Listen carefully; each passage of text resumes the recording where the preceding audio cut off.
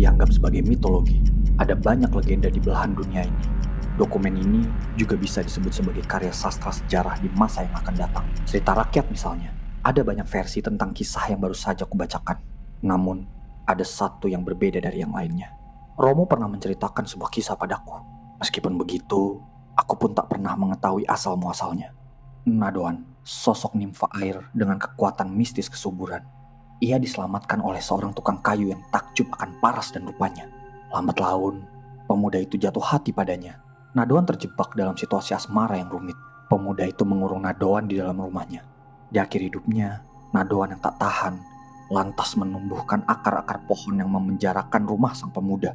Nadoan, sang nimfa air penjaga hutan, mati terkurung di dalam rumah yang terpenjara di balik akar-akar pohon.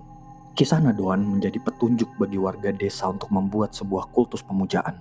Di musim kemarau, warga akan mengadakan ritual dengan persembahan tumbal. Prosesi ritual akan diadakan pada sebuah danau ataupun aliran sungai. Ritual persembahan untuk Nadoan sang nimfa air melibatkan tumbal manusia yang masuk ke sebuah kurungan berbentuk kandang ayam terbalik, menghadap ke atas bagaikan mangkuk. Kurungan diletakkan ke dalam air, lalu dihamparkan tikar pandan untuk menutupi bagian atas kurungan. Lalu akan diikat menggunakan sabut kelapa. Sebagai larungan berisi sesajen manusia, kurungan berisi tumbal dihanyutkan di sepanjang danau hingga ke aliran sungai menuju laut. Menurut kepercayaan warga desa, ritual tersebut berguna untuk menolak bala dan menunda malapetaka, terutama kekeringan hingga panen yang tandus. Namun, tikar yang berisi mayat itu kerap kali melewati aliran sungai pedesaan lain dan menjadi momok yang menakutkan. Di Malaysia dan dataran Melayu lainnya, makhluk itu diberi julukan sulur bidar atau jembalang air, berwujud seperti hamparan tikar dan memiliki 4 kepala di setiap sudutnya. Konon, kemunculan sulur bidar diawali dengan gelembung di permukaan air. Setelah itu, ia akan menampakkan wujudnya di tengah danau dan dapat memangsa para pemancing di sekitarnya. Di tanah Sunda, makhluk itu dinamakan Lulung Samak. Buyati, seorang wanita parubaya asal Sumedang, Jawa Barat, ia menjadi salah satu saksi hidup ketika kakaknya yakni Tewati hampir menjadi korban makhluk misterius yang diduga Lulung Samak. Menurut pengakuan Buyati, makhluk itu berusaha menenggelamkan Buyati dengan cara menariknya ke dalam air. Pada tahun 1978, saat itu Buyati berusia 10 tahun. Ia dan 5 orang keluarganya, yaitu Mama, Wati, Edi, Tika, dan bibinya, pergi liburan ke sebuah danau di daerah Sumedang. Menurut keterangannya, lokasi ini terletak di bawah kaki gunung dan alam sekitar masih sangat asri. Danau tersebut masih dikelilingi oleh hutan. Air danau yang bening membuat bagian dasar danau terlihat amat sangat jelas.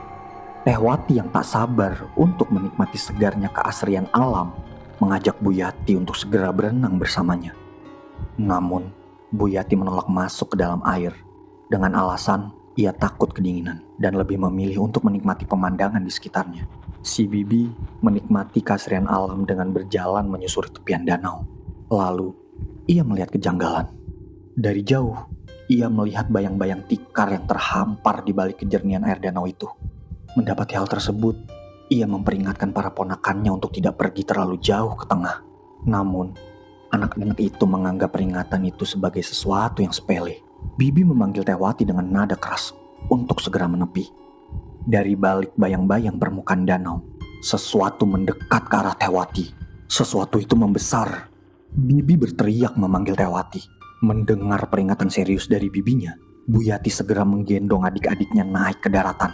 Beberapa wisatawan di dekat Tewati menegur Teteh untuk segera ke daratan. Namun, wajah Tewati tiba-tiba mulai terlihat kebingungan. Seketika, ia panik, berteriak untuk meminta pertolongan. Tewati merasa ditarik ke dalam air oleh sesuatu yang misterius. Wisatawan yang berada di dekatnya melihat apa yang dilihat oleh bibi sebelumnya. Hamparan tikar di bawah permukaan air dengan mata yang menyala dalam kegelapan mendung sedang memangsa Tewati. Mereka langsung berenang guna menolongnya. Tewati langsung meraih tangan salah satu dari mereka. Namun, tarikan makhluk itu lama-lama semakin kuat. Wisatawan lain pun turut menyaksikan kejadian yang dramatis itu. Mamah dan yang lainnya ikut berteriak meminta bantuan untuk menyelamatkan Tewati. Namun sayangnya, wisatawan lain hanya bisa menyaksikan. Pada akhirnya, Teteh berhasil dibawa ke permukaan oleh wisatawan yang membantunya. Namun, makhluk itu menghilang, seolah berkamuflase di dasar danau. Banyak warga desa lain yang menganggap hamparan tikar itu telah memakan banyak korban. Banyak yang memburunya, dan banyak juga sekte-sekte di desa lain yang bermanifestasi, menanamkan keyakinan jika hamparan tikar itu adalah sosok makhluk buas pemangsa manusia. Di antara para siluman yang bersembunyi di desa-desa, mengambil wujud hamparan tikar buas itu agar menjadi momok yang disegani. Benar, sekte siluman. Dokumen dan kisah ini mengingatkanku pada kasus siluman. Mereka melakukan ritual-ritual terlarang yang dapat merubah wujudnya menjadi sosok-sosok hewan yang aneh. Lungguhku imbar, payungku imbar, mimang-mimong si wisa karma, tengahing angin, abibit maya-maya, ora katon apa-apa. Kang hima, kakalangan beteng dedet, alimengan si imbar ngamulyaku.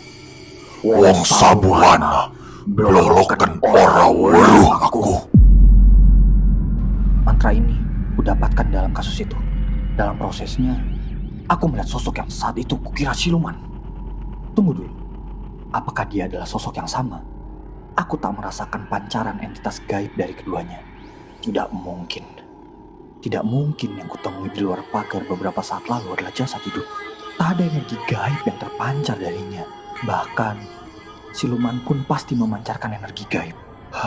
Entahlah, sebaiknya aku segera mengerjakan dokumen pawang hujan yang kasusnya baru saja aku selesaikan.